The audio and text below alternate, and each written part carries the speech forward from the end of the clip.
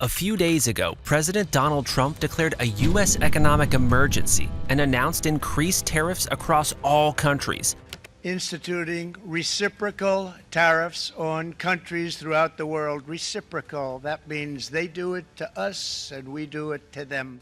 with rates as high as 40% in some countries. Trump's tariffs announcement sent shockwaves through the global economic landscape.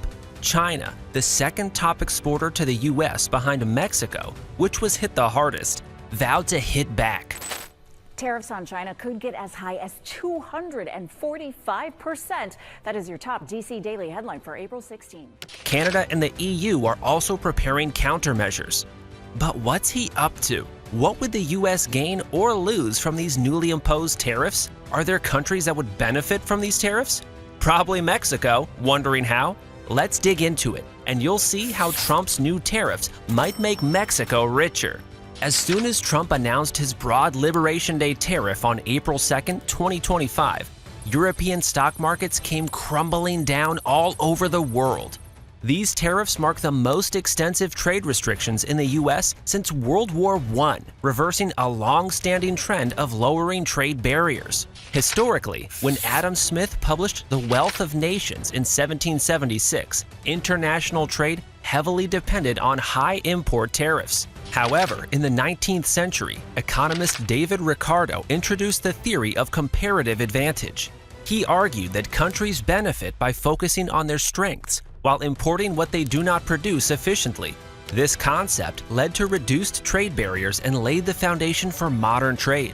Nations formed agreements and established institutions to promote global commerce and economic growth. Trump's tariffs threaten to reverse this progress and may signal the start of a global rise in tariffs. Typically, underdeveloped African countries have faced the highest tariffs.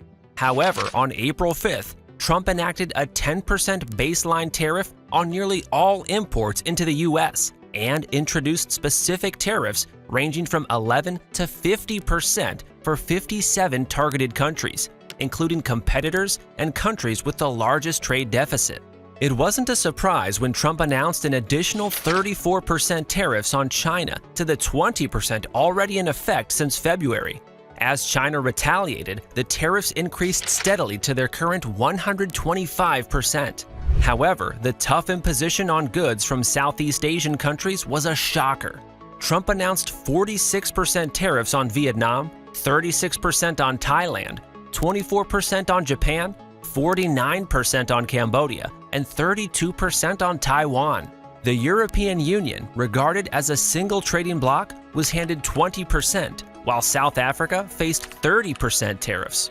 Interestingly, despite Trump's repeated threats to punish Canada and Mexico with tariffs over illegal migration and drug smuggling, they were both exempted. The 10% baseline tariff does not even apply to them. Nevertheless, the sense of relief in Mexico was somehow soured by concerns over a separate 25% tariff imposed on foreign-made imported vehicles. Before we dive into that, there is one major question on everyone's lips.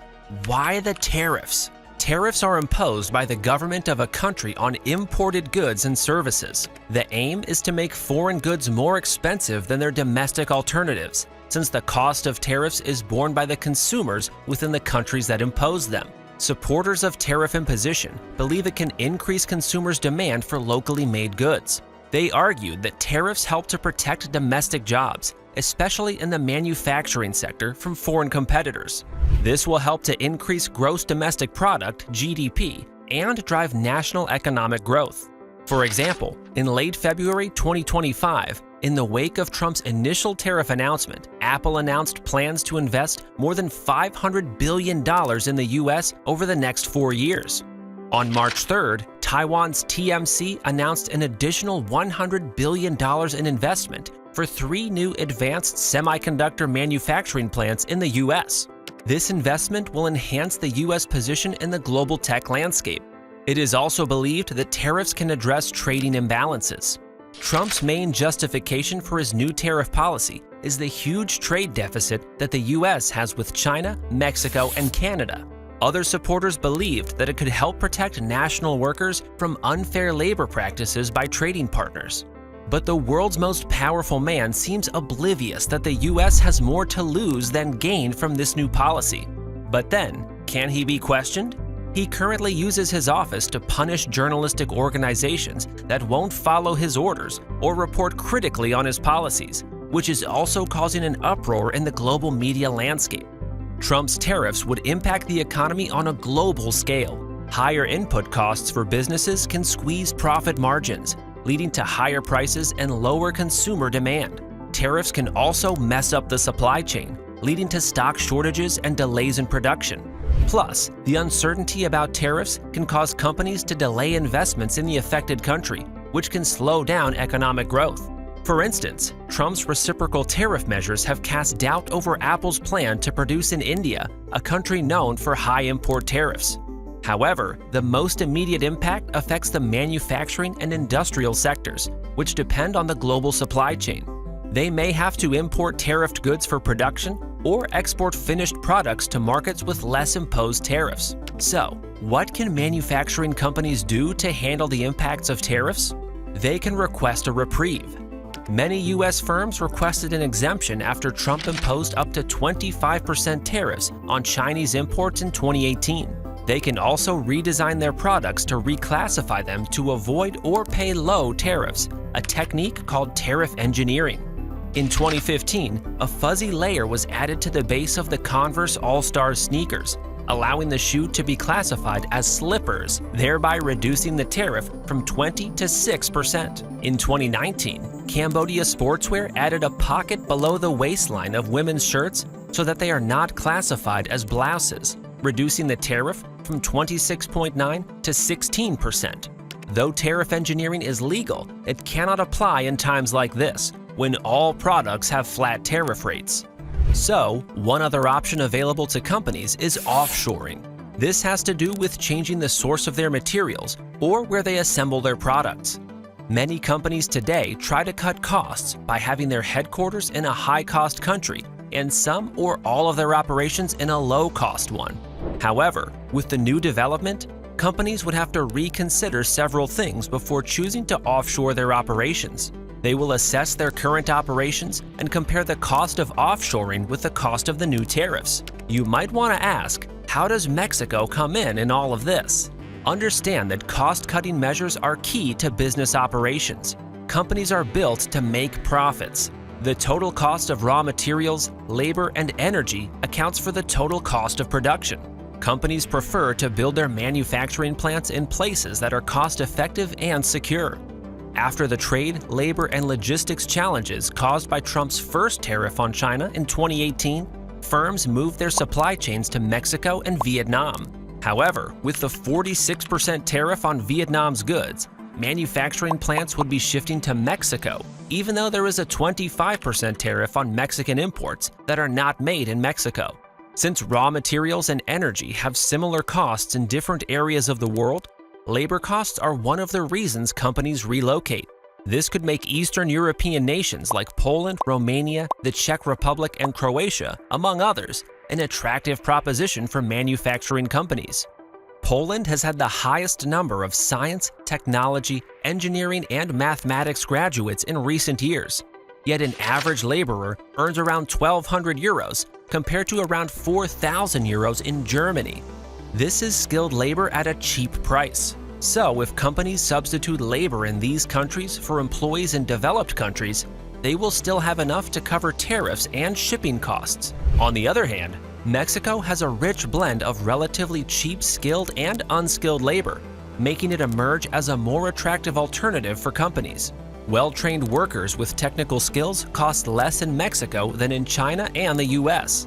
Some sources estimate that in 2024, an average Mexican worker earns between $2 and $6 per hour, with a US employee earning as high as $27.54 per hour. So, moving your firm to the US isn't cost-effective if labor costs account for a larger percentage of your production cost. Shifting manufacturing from China to Mexico may have many long-term cost benefits for firms. Apart from labor costs, Mexico is open to foreign direct investment. Do you know that 87% of announced foreign investments in 2024 came from 9 of the top 10 nations investing in Mexico, and this does not even include the growing investments coming from the private sector in Mexico. Mexico is also highly connected to the global economy. It has 13 free trade agreements with 50 countries, including the USMCA with the US and Canada. It has free trade deals with the European Union, Japan, Israel, and 10 Latin American nations. There is the Trans-Pacific Partnership with 11 countries, and the Pacific Alliance with Chile, Colombia, and Peru. All these agreements give companies in Mexico access to diverse tax-free markets, a clear advantage over countries like Canada and Germany, which are over-dependent on the US and Chinese markets. Many companies are now realizing the dangers of over-depending on a single market. Aside from tax benefits, Mexico has proximity to the US. Though the US might not be as dominant as it once was, it remains the world's richest market and its largest vehicle importer. Also, many light vehicles made in Mexico are headed for the US. Besides, the US also depends on Mexico for electronics and steel. It will take ample time and high financial commitment to move companies away from Mexico to other countries. Right now, many foreign-based companies are considering moving their manufacturing plants to Mexico. Trump might be making Mexico rich without knowing it. German automakers Robert Bosch and Volkswagen and Japan's Toyota have chosen to invest in Mexico. Tesla, BMW, Ford, GM, Asia BYD, and Kia are considering expanding their operations. In addition, the USMCA helps to cut transportation costs and make shipping goods from Mexico to the US by sea much smoother. This is one of the biggest advantages of manufacturing in Mexico. On the other hand, Chinese exports to the US often face shipping delays. Besides, these new tariffs are expected to make them even more expensive. Major companies like Pirelli, Michelin, Kia, and Hyundai are already shifting their supply routes to the US through Mexico.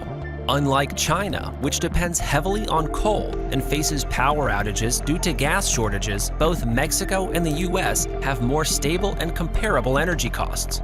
Also, the favorable exchange rate of Mexico's peso against the US dollar makes Mexican imports relatively cheaper and more affordable for US consumers than those from China. Mexico has a large amount of affordable space for manufacturing and storage near the border of the US, and they are relatively cheaper compared to China. Besides, the Mexican government is offering support for companies in the semiconductor, electric vehicles, and medical devices sectors that are willing to move into these spaces. Trump's tariffs could lead to an increase in the prices of goods and services, thereby reducing consumers' purchasing power. Some goods, however, may become scarce and unavailable to consumers. In the long term, it could reorder trade relationships among countries globally. Many more nations could form alliances with the US, increasing trade tensions in China and other affected countries. History suggests that over time, companies get over the initial impacts of tariffs. So, it is equally likely that many companies that have moved their operations away from China may return. They could move increasingly towards automation to reduce labor and tariff costs. There you have it, Trump's new tariff explained and its impact. Do you think China will come to the negotiating table with the US to prevent its economy from going down the drain? Let's hear your thoughts in the comments.